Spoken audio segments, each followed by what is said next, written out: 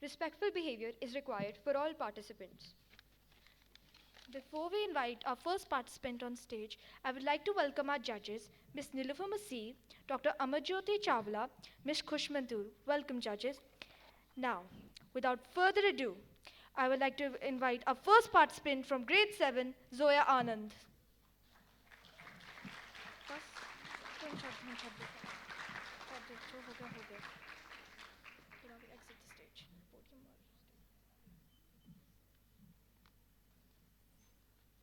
As rightly said by Franklin D. Roosevelt, the only thing we have to fear is fear itself.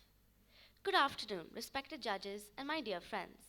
My name is Zoya Anand from grade 7 Khurana, and today I'm going to perform a piece titled A Monster Calls by Patrick Ness. A Monster Calls is about a boy called Connor who is struggling to cope with his mother's serious illness and his own fears and emotions.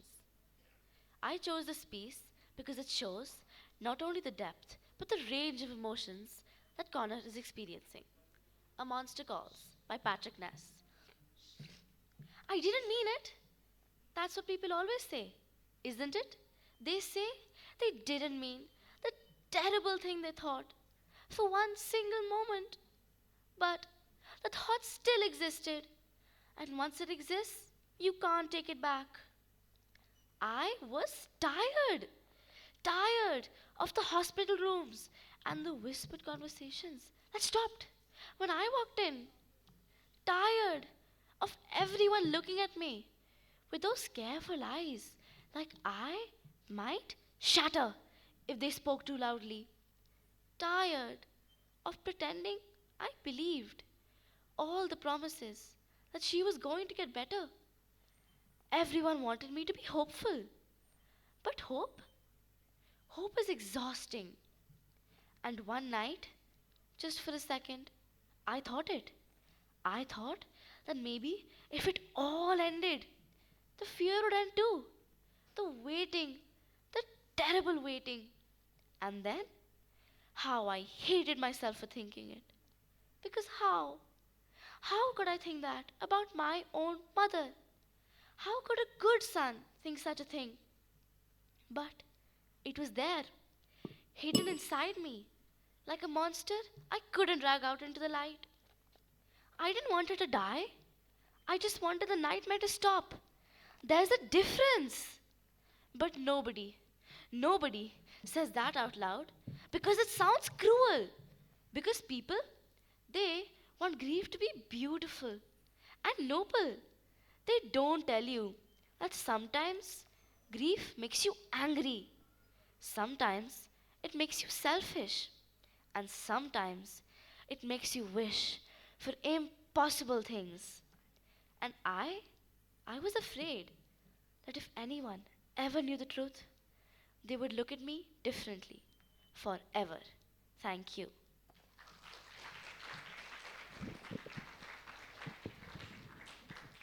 Judges Zoya? to please note that the participant spoke for 2 minutes and 47 seconds. Zoya, that was a wonderful reading. Let's have another round of applause for that performance. Up next, we have Jagrit Sharma.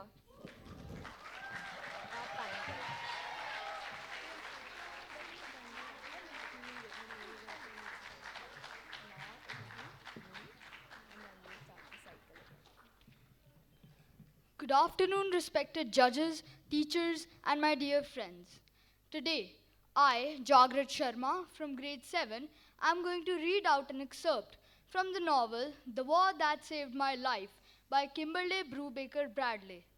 This novel is about a young girl named Ada Smith and her struggles because she has a clubfoot. I chose this novel because it teaches us valuable lessons about courage and resilience. The story shows that determination and hope can help people overcome the most difficult situations too. The war that saved my life. Seeing the oceans was like seeing grass for the first time. I'd been lost for a while, wandering unfamiliar lanes. When I first realized I didn't know where I was, I tried to retrace my step back to Maggie's, but I ended up somewhere else entirely. I tried letting Butter show me the way, but every time I gave him his head, he put it down and started to graze. He was of no use. Finally, I saw a long tall hill and climbed it, thinking perhaps I could recognize Miss Smith's house or at least the village. Instead, I saw, stretched out in the distance, an endless carpet of blue and grey. Clouds floated over it, and small white things seemed to flicker on the surface of it. But mostly, it was like grass, flat and broad and unchanging, except that it went on forever, farther out than I could see. It made me feel lost and shivery. I stared and stared. What could it be? Eventually, I pulled my gaze down from it, and there was the village, so close to that grey-blue expanse. How had I not known? The village was quiet, the shops all shut, the sky was getting dark, and of course, not a light showed anywhere. Above me came the roar of an airplane. At home, Miss Smith and Jamie rushed out the door when they saw Butter and me walking up the lane. "I didn't mean to," I said. "I got lost." Miss Smith said, "I thought you had fallen off that pony and were lying dead in a ditch somewhere." Jamie's face went white. "I wouldn't have died," I said. I went around to the back to take care of Butter. Jamie helped me. Thank you.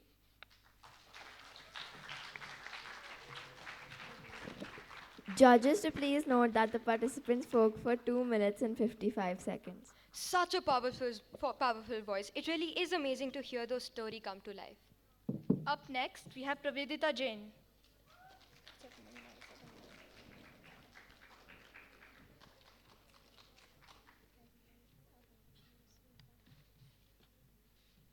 Good afternoon. We've all heard the story of the three little pigs, but history is written by the winners. Today, we finally hear from the most misunderstood predator in folklore, from a sudden flu to some very suspicious construction choices.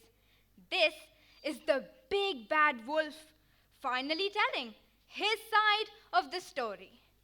This is how it really happened. For the 10th time, I was not trying to eat the pigs. I was on my way to the doctor because I got the flu. And while I was on my way, I came across the three pigs' houses. So I go to get some food from the pigs because they prepare well. They prepare food well, yeah. So I just wanted to get some bacon. Turkey bacon. And out of nowhere, a sneeze hits me. And I accidentally forget to cover it. And the house blows away like pine needles in a hurricane. You should really get some insurance. And then the pig ran away. Why would it be scared of me? So anyway, I ran to the next house to get some pork chops. Vegan meat, because I'm a meat-free wolf. And out of nowhere, another sneeze hits me.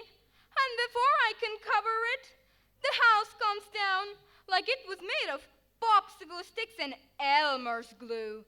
Oh no. So I go to the last house, and it's locked up so tightly that the doors won't even jiggle when I try to yank them. Knock on them politely.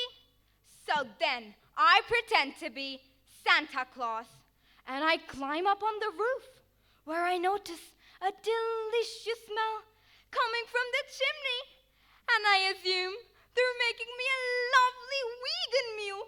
So I jump down the chimney, but when I get to the bottom, I land in the fire. No vegan meal, no nice and sense. huge wolf. So yeah, I accidentally knocked down their houses. I didn't mean to hurt them.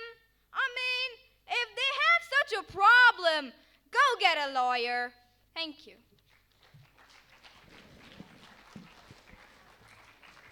Judges to please note that the participant spoke for 2 minutes and 49 seconds. What a great interpretation. You could feel every word in the room. Up next, we have Archisha Joshi.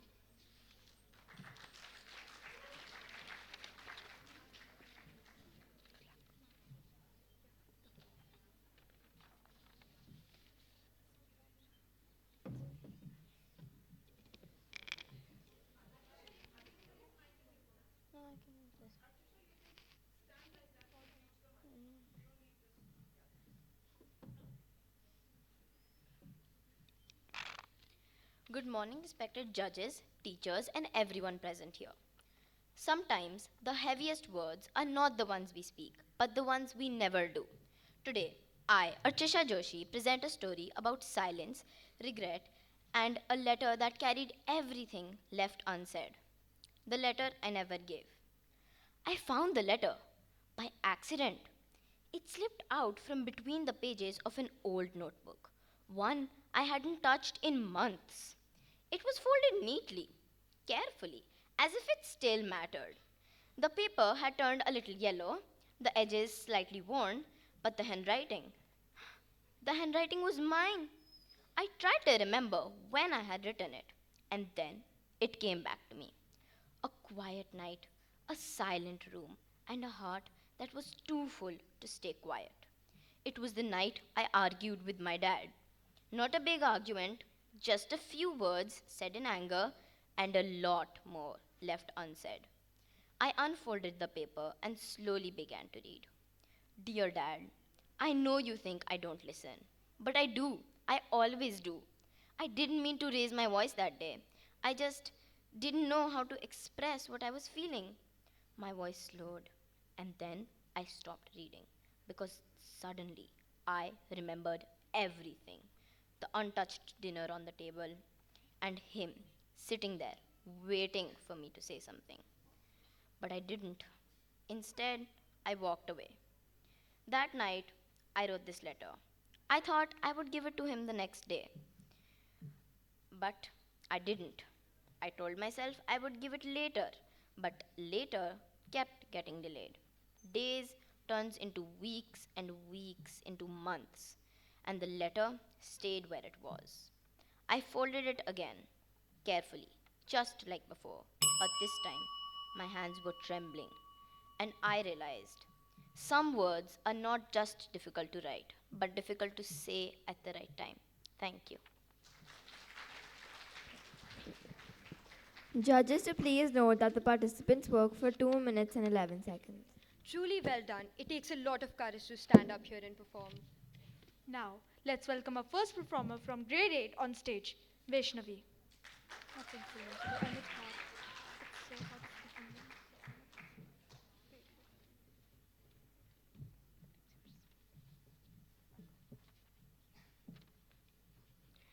Fear is only as deep as the mind allows. Good morning, esteemed judges, respected teachers, and my dear friends. My name is Vaishnavi, and today I'll be reading an extract from Room by Emma Donoghue. I chose this passage because I found the emotions and tensions in this scene deeply moving. This extract takes place during a critical moment in the story, where Jack, the protagonist, must pretend to be lifeless in order to escape. Through his childlike narration, the scene captures fear, confusion, and courage in a very intense and unique way. Something's pressing on me. That must be Ma's hand. She needs me to be Super Prince Jack. So I stay extra still. No more moving. I'm corpse. Where is he? In the wardrobe? You didn't come back, Ma says, and her voice is really weird. He got worse in the night, and this morning he wouldn't wake up. Are you sure? Am I sure? Ma shrieks it. But I don't move. I'm all stiff, no hearing, no seeing, no nothing. You killed him, Ma's howling. Come on now, calm down. How can I calm down when Jack's? She's breathing strange. Her words come out like gulping. She's pretending so really, I nearly believe it. Don't touch him! You can't keep him here. I know, it's a terrible thing, but I've got to take him away now. Swear, you won't even look at him with your filthy eyes. I'll know if you put him in the backyard, Ma said. And I'll scream every time that door opens. I'll tear the place apart. I swear, I'll never be quiet again. You'll have to kill me too to shut me up. Then I'm lifted. Don't move, we don't move, Jack. Stay stiff, stiff, stiff. Oleg's got me tight. I'm so scared. I can't be brave. Stop, stop, stop. But I can't make a sound or he'll guess the trick and he'll eat me head first. I count my teeth, but I keep losing count. 19, 21, 22.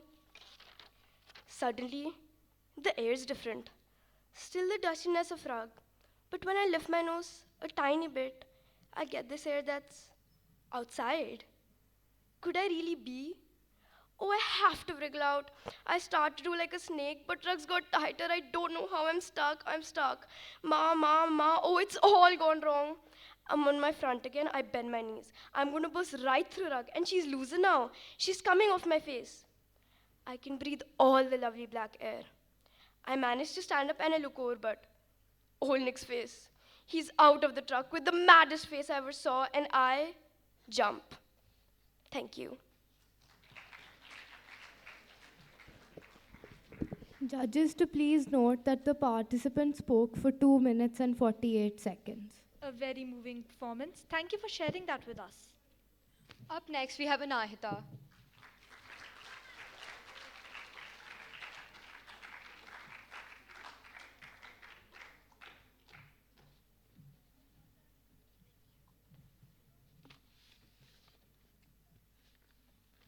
Good afternoon. I am Anahita Garewal from Class 8.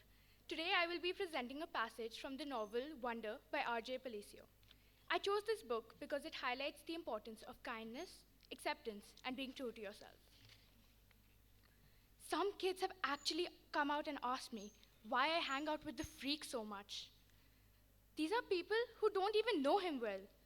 If they knew him, they wouldn't call him that. Because he's a nice kid, I always answer. And don't call him that. You're a saint, Summer, Jimena Chin said to me the other day. I couldn't do what you're doing. It's not a big deal, I answered her truthfully. Did Mr. Tushman ask you to be friends with him? Charlotte Cody asked. No, I'm friends with him because I want to be friends with him, I answered. Who knew that my sitting with August Pullman at lunch would be such a big deal? People acted like it was the strangest thing in the world. It's weird how weird kids can be. I sat with him that first day because I felt sorry for him. That's all. Here he was, this strange-looking kid in a brand new school. No one was talking to him. Everyone was staring at him.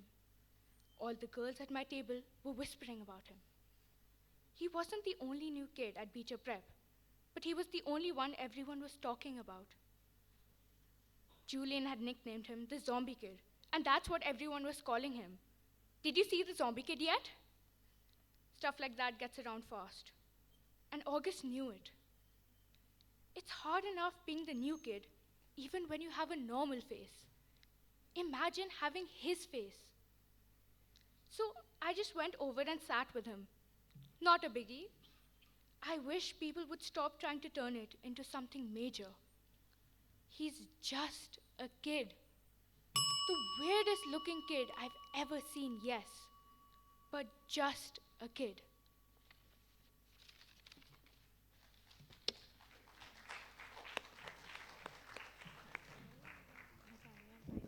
Judges to please note that the participant spoke for 2 minutes and 8 seconds. A very moving performance. Thank you for sharing that with us. Up next, we have Rahat.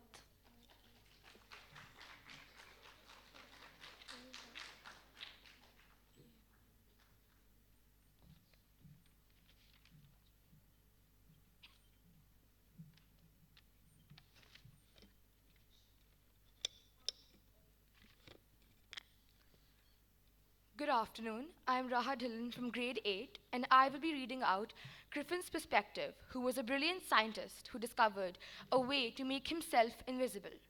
But what he thought would give him power soon became a curse, leaving him cold, hunted, and completely alone. It's horrible enough, but I shall tell you the whole story. It began in winter 6 months ago. I was a student, a dedicated one. I was close to a discovery, a tremendous discovery, a method of making things invisible. At first, I thought I had conquered nature.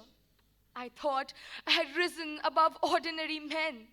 They laughed, they doubted, but I knew I was close to something no one had ever dared to reach.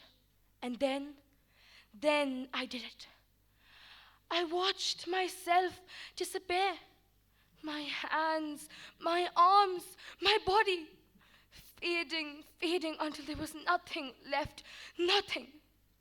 Do you even know what it is to look for yourself and just find empty air? But then came the truth. The cold, man, the cold. You can't imagine what it's like. To be invisible is to be naked, always naked. Every wind, every draft is a knife, 1,000 icy knives cutting through you. I thought it would be power, freedom, but freedom, no. It's a prison without walls, a prison no one can see. The things I've had to do, the sneaking, the stealing, the hiding, always watching, always listening, always looking over my shoulder for eyes I can't even see. And the worst part is that no one knows I'm there, no one looks at me with kindness, no one speaks my name. I stand in a crowd and yet feel more alone than a man locked in a cell. I wanted greatness. I wanted the world to recognize my genius. But how? How can the world recognize a man it cannot see? It's a curse, a freezing curse. God, I'm so cold, so terribly, terribly alone. And the worst of it is, no one can even see me suffer. Thank you.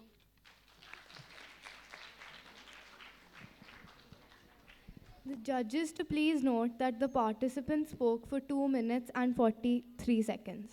That was beautifully read. Let's keep this great energy going. Up next, we have Vedant Singla.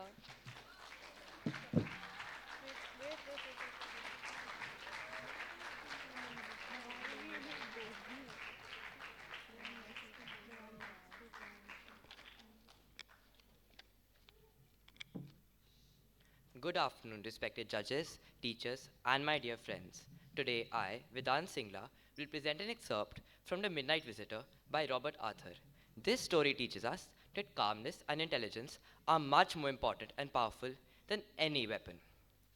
As daylight came on, Fowler had his first authentic thrill of the day.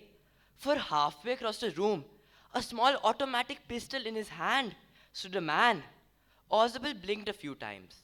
Max, he wheezed, you gave me quite a start. I thought you were in Berlin. What are you doing here? In my room. The report, Max murmured. The report that is being brought you tonight concerning some new missiles. I thought I would take it from you. It will be safer in my hands than in yours. Oswald moved to an armchair and sat down heavily. I'm going to raise the devil with the management this time, and you can bet on it, he said grimly. This is the second time in a month that someone has gotten into my room through that nuisance of a balcony. Fowler's eyes went to the single window of the room. It was an ordinary window against which now the night was pressed blackly. Balcony, Max said with a rising inflection. No, a passkey. I did not know about the balcony. It might have saved me some trouble had I known. It's not my balcony, Oswald said with extreme irritation. It belongs to the next apartment and extends under my window.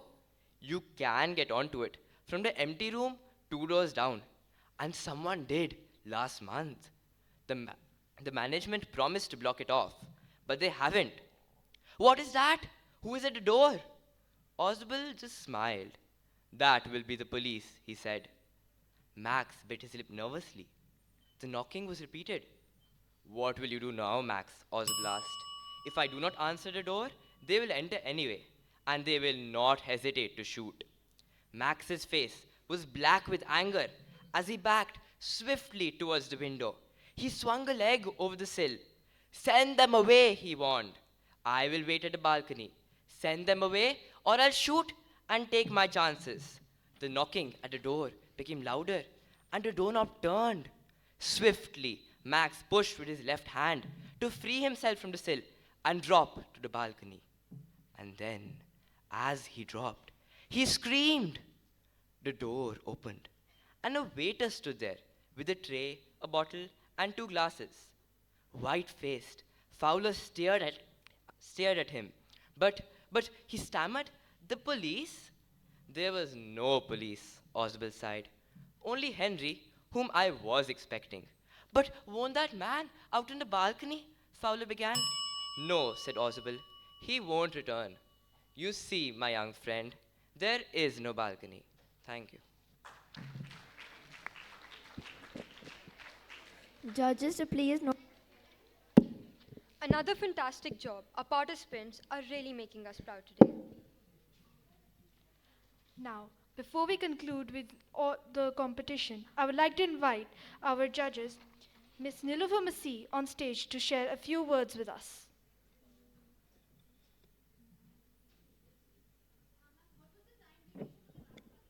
The last participant spoke for 3 minutes and 8 seconds.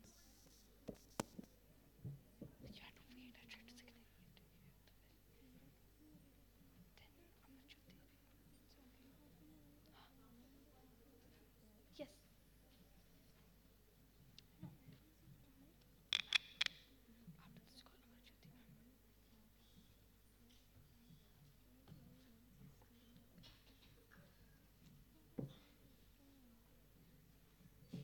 Good afternoon, everyone. It's been a pleasure, and you've been a very good audience, sitting here so patiently and applauding at the right time.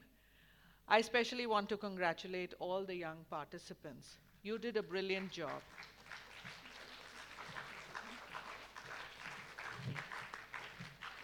And it is really encouraging for us teachers to see that some of you like to read. And you've picked up beautiful passages from beautiful books. So congratulations, and I would encourage you all to read more. Books can really be your best friends. So keep reading and enjoying. Thank you. Have a great day.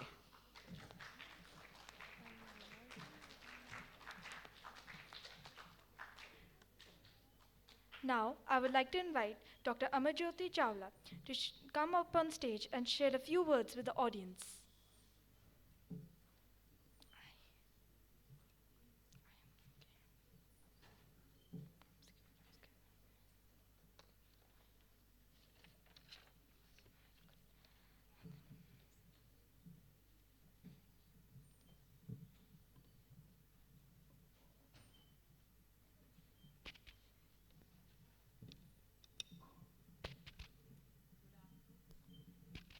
Good afternoon, dear teachers and amazing students.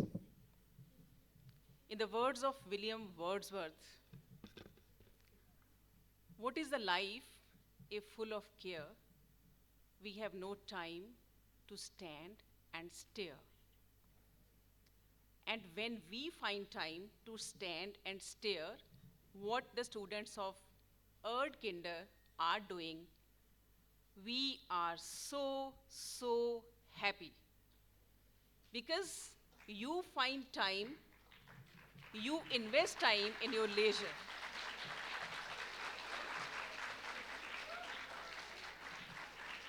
And the proof is here in front of us. It was a hard task. My colleagues would agree it was a hard task for us as far as judgment is concerned.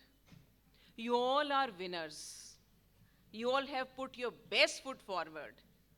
we congratulate each participant and the mentors, the teachers, the parents, the so-called chat GPT, the so-called Claude, everything which stood by you to bring up such a beautiful presentation here. And as Nilofer ma'am was saying, books are the best friends. They are the minds preserved in ink. So read books and find yourself enriched every moment. And for each one of us, we need to raise our bar, we need to reflect, and the woods are lovely, dark and deep, but I have promises to keep and miles to go before I sleep. Wonderful job done, each one of you. Heartiest congratulations. And Nancy ma'am, kudos to you and your team. God bless us all. Jai Hind.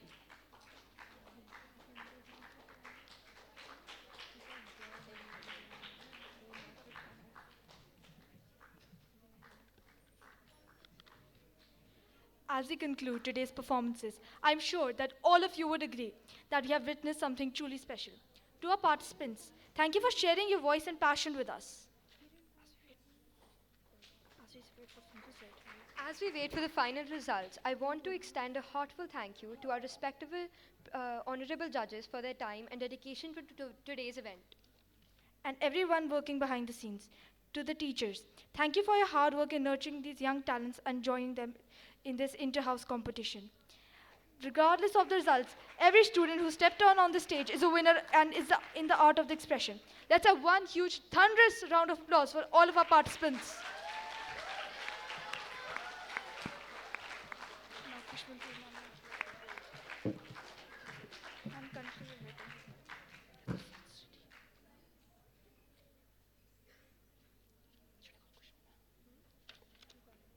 Now, I would like to call Khushman ma'am to share a few words with the audience.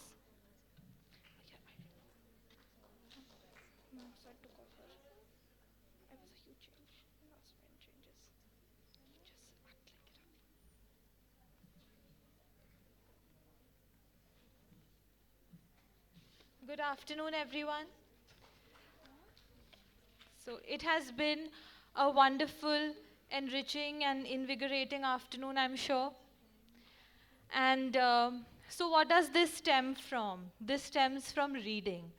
As Nilofer ma'am and as Amarjyoti ma'am have iterated, and I'm reiterating, this coming up on stage, speaking and interpreting comes from reading. So we would only encourage you to spend at least 15 to 20, 30 minutes a day, pick up anything and read. If ChatGPT is what you're relying on these days, put something on ChatGPT and read that. As long as you are consuming knowledge, as long as you are learning new words, you are good to go.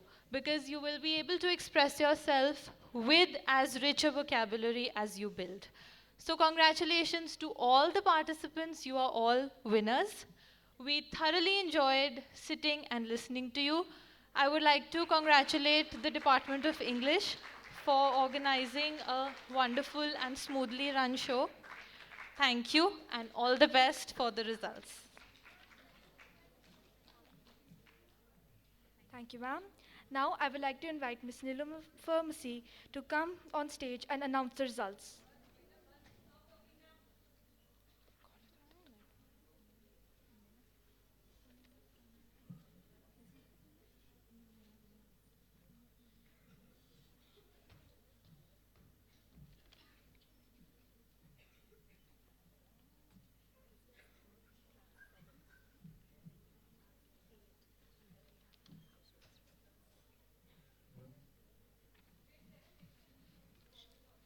So there's a flutter in every heart now. All right, hold your breath. So with bated breath, the first, I will announce results for class 7. And the third position is bagged by, how do you pronounce this? Archisha Joshi. The second place goes to Jagrit Sharma.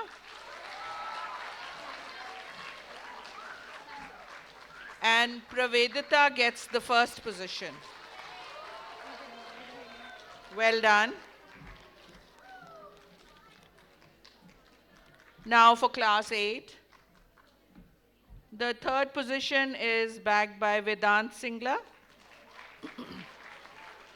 Second place goes to Vaishnavi Dhonti. And the first place is bagged by Rahat Dhillon.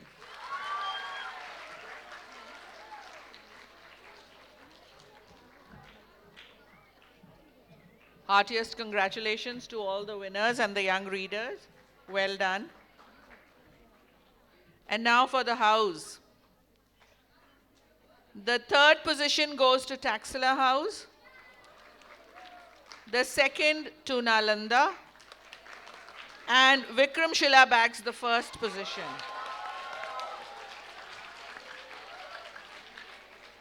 So my heartiest congratulations to the house mistresses and all the teachers who worked so hard behind the scene.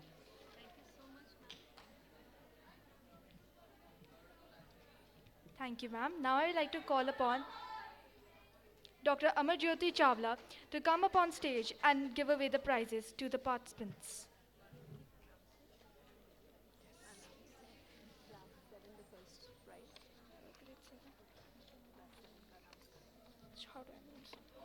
How do I announce? Okay, are we going first? Okay. The first position goes to Pravedita Jain in grade 7.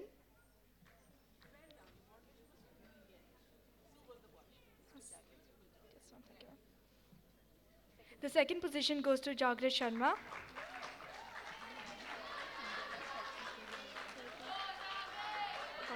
The third position goes to Archisha Joshi.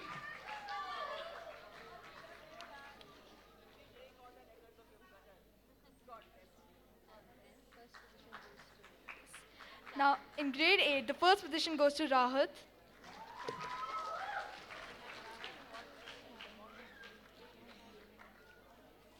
The second position goes to Vaishnavi.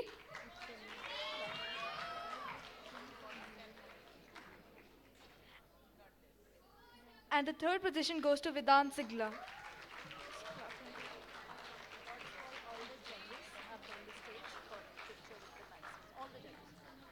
Now I would like to invite all the judges to come up on stage for the photo.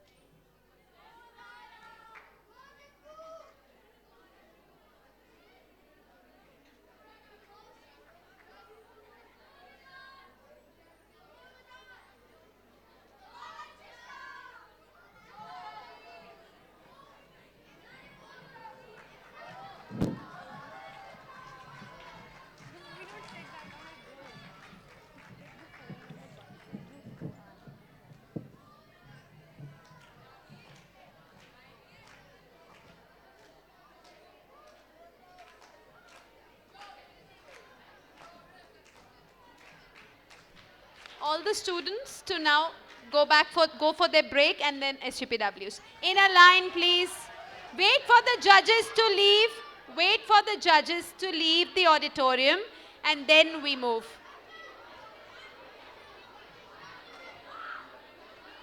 Let's wait for the judges to leave the auditorium, please. Yeah, now we can move. Thank you.